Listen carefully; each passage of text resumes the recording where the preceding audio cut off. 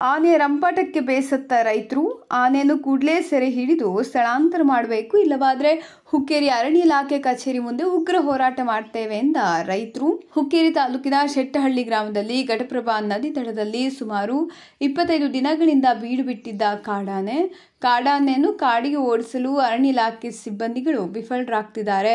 ರಾತ್ರಿ ಕಾಡಾನೆ ಈ ಭಾಗದ ಬಾಳೆಗಿಡ, ತೆಂಗಿನ ಗಿಡ, ಕಬ್ಬು ಸೇರಿದಂತೆ ಮತ್ತಿತರ ಬೆಳೆಗಳನ್ನು ಆನೆ ನಾಶ ಮಾಡಿದೆ.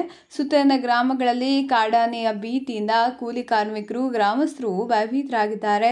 ಕರ್ನಾಟಕ ಹಾಗೂ ಮಹಾರಾಷ್ಟ್ರ ಗಡಿ ಭಾಗ ಇದಾಗಿದ್ದರಿಂದ ಆನೆಯು ಹಗಲಿನಲ್ಲಿ ಘಟಪ್ರಭಾ ನದಿ ದಾಟಿ ಮಹಾರಾಷ್ಟ್ರದ ಅರಣ್ಯ ಪ್ರದೇಶದಲ್ಲಿ ಹೋಗ್ತಿದೆ ಹಾಗೂ ರಾತ್ರಿ ವೇಳೆ ಕರ್ನಾಟಕದ ಘಟಪ್ರಭಾ ನದಿ ದಡದಲ್ಲಿನ ಜಮೀನಿನಲ್ಲಿ ಬಂದು ಇಲ್ಲಿಯ ಬೆಳೆ ನಾಶಪಡಿಸುತ್ತಿದೆ.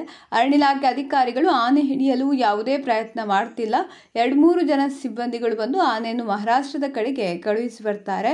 ಮತ್ತೆ ಕಾಡಾನೆಯು ರಾತ್ರಿ ಶೆಟ್ಟಿಹಳ್ಳಿ ಹಾಗೂ ಸುತ್ತಮುತ್ತಲಿನ ಗ್ರಾಮದ ಜಮೀನಿನಲ್ಲಿ ಬಂದು ಬೆಳೆ ನಾಶ ಮಾಡ್ತಿದೆ. ರಾತ್ರಿ ಜಮೀನುಗಳಲ್ಲಿ ನೀರು ಹಾಯಿಸಲು ಹೋಗಲು ರೈತರು ಭಯಭೀತರಾಗ್ತಿದ್ದಾರೆ. ಕೂಡಲೇ ಅರಣ್ಯ ಇಲಾಖೆ ಅಧಿಕಾರಿಗಳು ಈ ಕಾಡಾನೆ ಸೆರೆ ಹಿಡಿಯಬೇಕು, ಇಲ್ಲವಾದರೆ ಅರಣ್ಯ ಇಲಾಖೆ ಕಚೇರಿ ಮುಂದೆ ಉಗ್ರ ಹೋರಾಟ ಮಾಡ್ತೇವೆ ಎಂದು ಮಾಧ್ಯಮದ ಮುಖಾಂತರ ಹೇಳಿದ ರೈತರು. ಈ ಸಂದರ್ಭದಲ್ಲಿ ರೈತರಾದ ವಿಠಲ್ ಪಾಟೀಲ್, ಉತ್ತಮ್ ಪಾಟೀಲ್, ಪ್ರಕಾಶ್ ಪವಾರ್, ರಾಜನ್ कळविकट्टे, रमेश पाटील ಮತ್ತು ರೈತರು ಉಪಸ್ಥಿತರಿದ್ದರು. आम्ही शेट्टहळ्ळी गावचे रहिवासी, तालुका हुक्केरी, जिल्हा बेळगाव. आता जवळजवळ गेले 15 दिवस आमच्या भागामध्ये हत्तीचं आगमन झालेलं आहे आणि जवळजवळ एक 80 ते 90 एकर क्षेत्रामधला ऊस पूर्णपणे हत्तीने त्या ठिकाणचं नुकसान केलेलं आहे.